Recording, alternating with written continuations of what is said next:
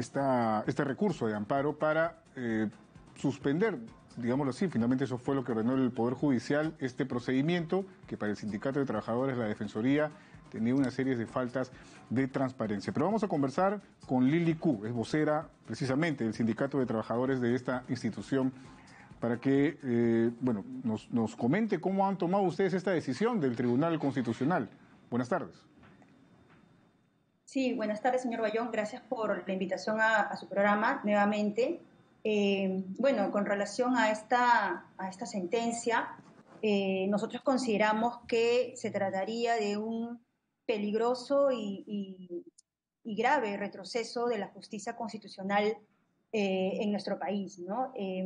Hay que recordar que un elemento consustancial al Estado constitucional es el control judicial de los actos públicos, ¿no? Y en ese sentido, pues, un Estado constitucional que no tiene mecanismos institucionales para limitar el poder, entonces simplemente ya no es Estado constitucional. Y para nosotros eso es lo que ha pasado con esta sentencia, ¿no?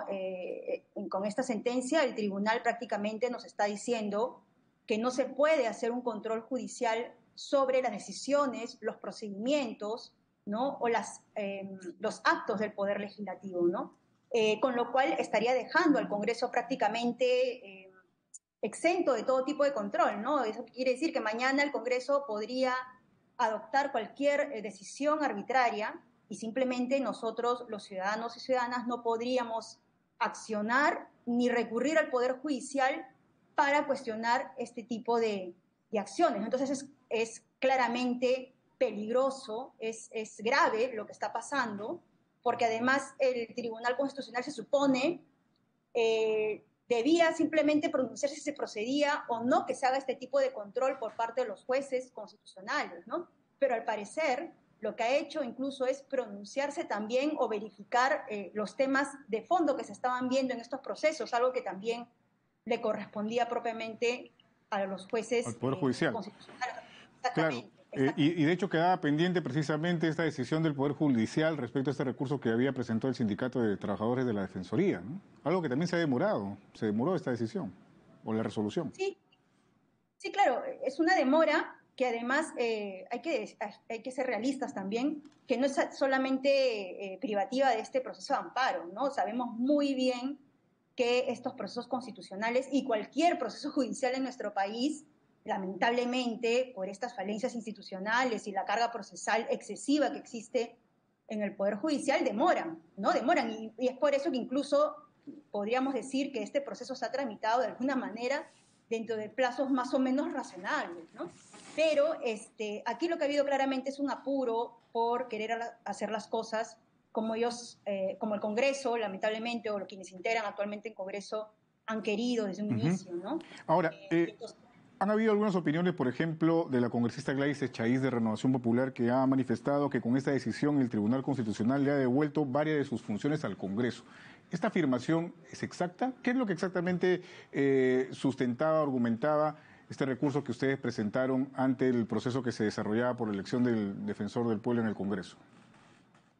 Bueno, es totalmente equivocado lo que dice esa congresista, ¿no?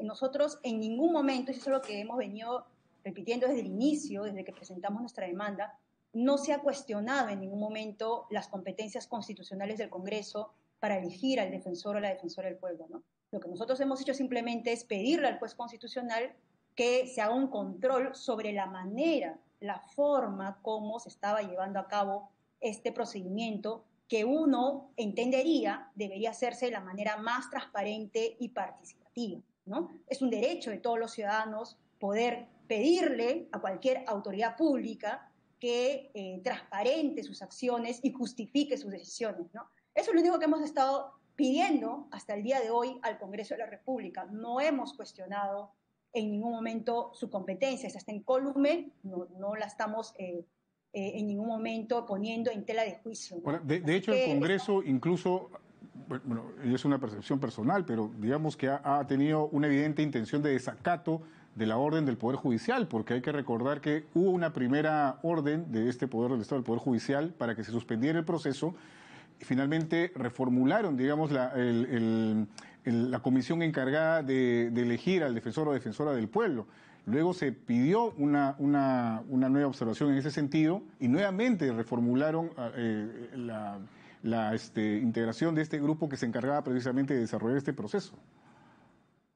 Sí, o sea, desde el inicio el Congreso ha mostrado una actitud de yo no estoy dentro del marco de, digamos, la Constitución, ¿no? Yo no me tengo por qué limitar, ¿no? En mis competencias, yo no tengo por qué cumplir las resoluciones judiciales, yo soy el primer poder del Estado, que es una afirmación hasta decimonónica, ¿no? O sea, una cosa totalmente superada en estos tiempos, ¿no? Acá no hay primeros poderes ni nada, ¿no? Acá todos los poderes están sujetos y están subordinados a las normas y a las obligaciones que están contenidas en la Constitución, especialmente para el caso de los altos funcionarios o altos cargos públicos en nuestro país. Entonces, desde el inicio ha habido esta actitud de que yo no estoy sujeto a nada y lamentablemente este Tribunal Constitucional, estos magistrados que han sido, o casualidad, elegidos por este Congreso, le ha dado la razón, ¿no? Le ha dicho, sí, en efecto, el Congreso de la República no está sujeto a ningún control, ¿no? Y hacer un control sobre sus actos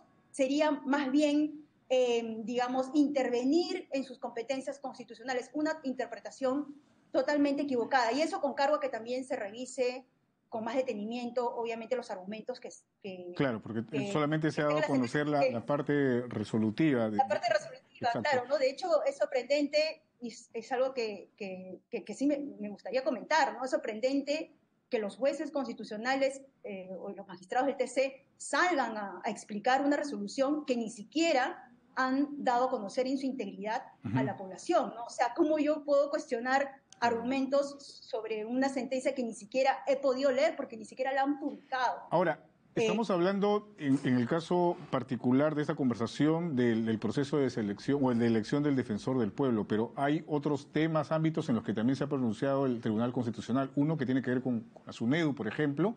De hecho, ya el Congreso cayó en desacato porque se decidió proseguir con el proceso de reconfigurar, digamos, el directorio del Consejo Directivo de esta institución. Incluso se publicó una resolución legislativa respecto a este tema en el Diario Oficial del Peruano, pese a que ya había una orden judicial, ese por un lado. Y por otro lado, llama la atención lo que señalan también en lo que ha decidido el Tribunal Constitucional respecto, por ejemplo, a las autoridades de los organismos electorales, ¿no? Señala que por mayoría de 5 votos exhorta al Congreso de la República a reformar el artículo 99 de la Constitución Política, así como reformar su reglamento para incorporar a los miembros del Jurado Nacional de Elecciones, el jefe de la OMPE y el jefe del RENIE, que tienen que ver con cuestiones, según lo que se sostiene, de control político, teniendo en cuenta que estos organismos son constitucionalmente autónomos.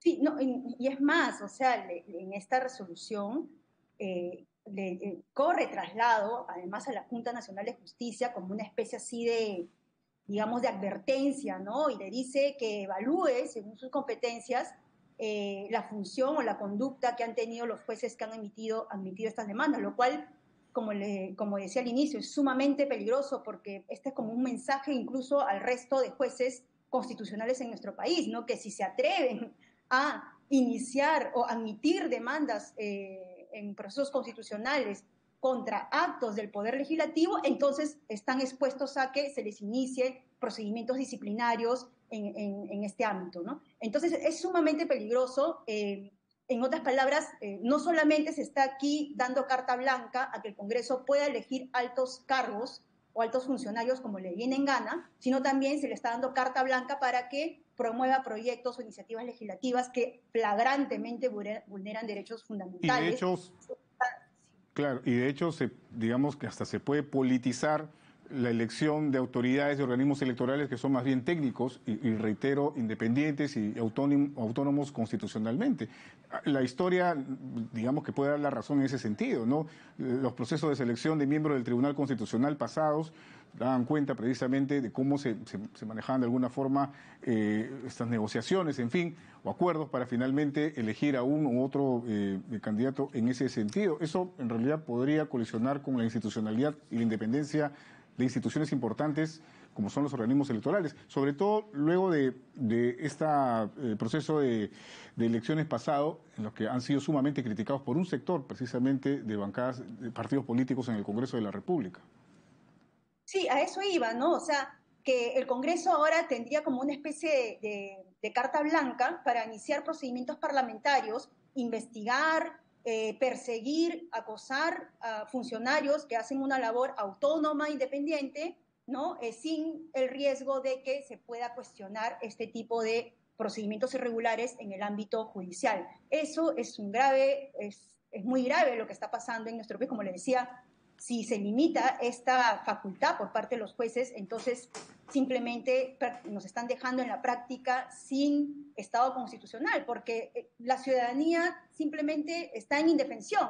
O sea, yo ya no puedo irme al Poder Judicial a cuestionar nada de lo que haga este Congreso de la República. Y es por eso que también sorprende este ausentismo, y lo tengo que decir, este ausentismo que se percibe de la comunidad jurídica, ¿no? O sea, las facultades de Derecho, los colegios de abogados, la comunidad académica en general no está, digamos, expresándose como debería ser en este tema, porque hoy se está haciendo esto con respecto a la elección del defensor del pueblo, con respecto al Consejo Directivo de SUNEDU, con respecto a las autoridades electorales, pero mañana pueden pasar otras cosas a partir de esta sentencia que deja un pésimo precedente para nuestra justicia constitucional. Entonces, nosotros hacemos un llamado a que ojalá que la comunidad académica y jurídica también se pronuncie sobre esto. Hay que mostrar un rechazo rotundo a lo que viene haciendo este Tribunal Constitucional con relación a este tema. Y para finalizar, culmina aquí la instancia, digamos, nacional con el Tribunal Constitucional Jurídico, que es el máximo intérprete de la Constitución y de las leyes en nuestro país. ¿Queda alguna posibilidad de que ustedes como sindicato de trabajadores de la Defensoría del Pueblo puedan hacer algo, o ya finiquitó acá el tema con esta decisión? O sea, lo que ha finiquitado en todo caso es la demanda competencial que presentó el Congreso de la República, que lo habilitaría, según lo que se ve en la parte resolutiva de esta sentencia, a que pueda seguir adelante con el proceso de elección, ¿no? No se ve, por lo menos en la parte resolutiva, que se esté cuestionando o se esté dejando sin efecto el proceso en sí, con lo cual uno entendería que el juez constitucional igual podría pronunciarse sobre el tema de fondo, ¿no? Eso es lo que uno entendería, ¿no? Pero bueno, en todo caso, igual nosotros estamos evaluando de todas maneras agotada esta instancia interna en este tema en particular, que es el control constitucional de actos legislativos, la posibilidad de ir a instancia supranacional para que se pueda también revisar este tema, ¿no? Pero en principio sería bueno que primero podamos conocer en integridad cuáles son los argumentos que ha utilizado el Tribunal Constitucional para justificar esta decisión. Eso es lo primero que nos interesa, porque hasta el momento no sabemos realmente cómo ha fundamentado. Muy bien, muchísimas gracias por haber estado con nosotros. Muy amable, que tenga buenas tardes. Gracias a usted. Gracias. Hemos conversado con Lili Ku, vocera del Sindicato de Trabajadores de la Defensoría del Pueblo. Son las 3 de la tarde con 37 minutos. Amigos y amigas, vamos a hacer